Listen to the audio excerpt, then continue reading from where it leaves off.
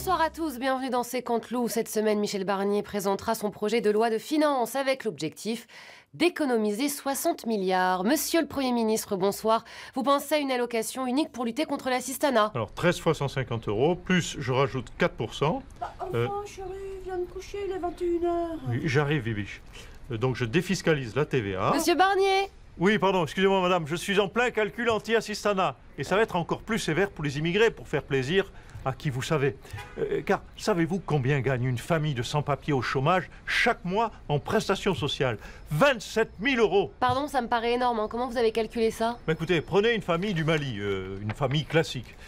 Papa, maman et les enfants. Boubacar, Assa, Sambou, Lucien Auguste, Moussa, Samba, Modibo. Oui, c'est bon, on a compris. Oui, c'est Bruno Retailleau qui m'a donné la liste entière. Eh bien, rien que les allocations familiales pour les 16 enfants, ça coûte 27 000 € à l'État, selon Bruno. Et là, je ne vous ai pas pris une famille nombreuse. Et avec ce genre de délire, vous ne risquez pas une motion de censure du RN. Et donc, vous préconisez une allocation unique de combien, du coup, pour cette famille? 10 €. 10 € et un mars pour les enfants. Voilà, un mars pour les 16. Oui, parce qu'on a quand même 60 milliards d'économies à faire. Ah, il peut y arriver. En tout cas, sur cette proposition est soutenue par Laurent Wauquiez. Monsieur Wauquiez, vous donnez des leçons de coupe budgétaire, mais vous avez été épinglé pour avoir donné des dîners somptueux à 1 000 € par tête, payés avec l'argent de votre région, non? Mais rien à voir, j'ai fait travailler des artisans locaux.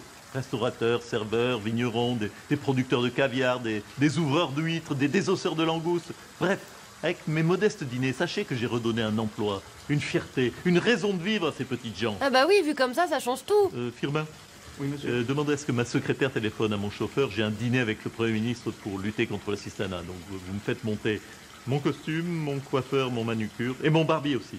Et ne dérangez pas le majordome, ça ira, on va faire des économies. Très bien, monsieur. Finalement, c'est pas gagné de réduire la dette.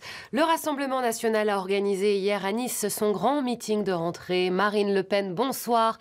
Alors, durant votre discours, vous avez félicité Éric Ciotti, qui a eu, je cite, le courage de rejoindre votre coalition. Alors, à la base, je voulais que ce soit mon invité surprise, ma guest star. Voilà, je voulais qu'il sorte nu d'un gâteau. Mais il n'a pas voulu. Bon, c'est dommage parce que ça faisait acheter un petit gâteau. Non, parce que comme en ce moment, nos comptes sont épluchés par la justice, j'essaye de ne pas trop dépenser, vous voyez. Oh, ça va, on peut se marrer. Oh. Alors aujourd'hui, un triste anniversaire, celui du 7 octobre, et on pouvait lire dans la tribune cette phrase. Marine Le Pen a réussi à refiler aux Insoumis le mistigris de l'antisémitisme. Je vous accorde que c'est un sacré tour de magie, surtout après tout ce qu'avait fait papa.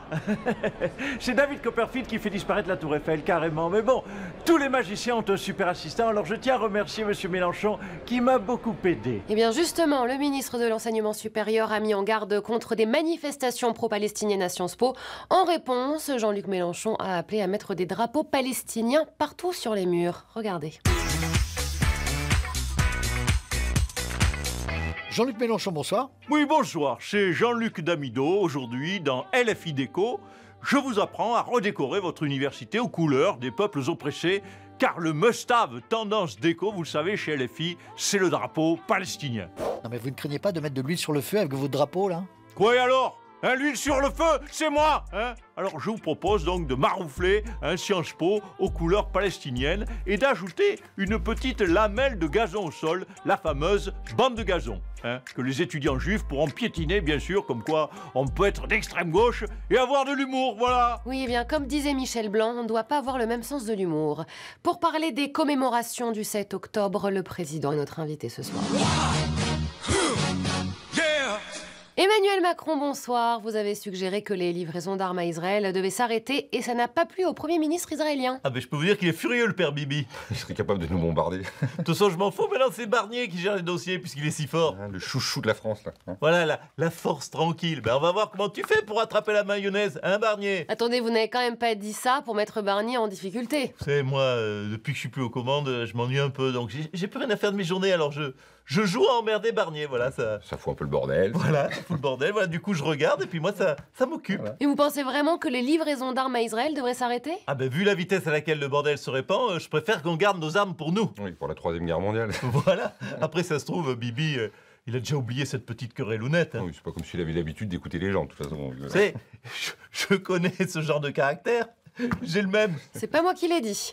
Michel Barnier, vous êtes aussi contre l'envoi d'armes à Israël? Ah non, sûrement pas, moi je suis pour l'envoi d'armes à Israël, au Liban, même à l'Iran, au monde entier. Je vous rappelle que la France est la deuxième exportatrice d'armes au monde et que moi j'ai besoin que le pognon rentre. Hein, vivement donc une bonne guerre. Chérie! Oui, j'arrive, Bibiche. Bibiche s'impatiente et vivement la paix surtout. Allez, salut à tous.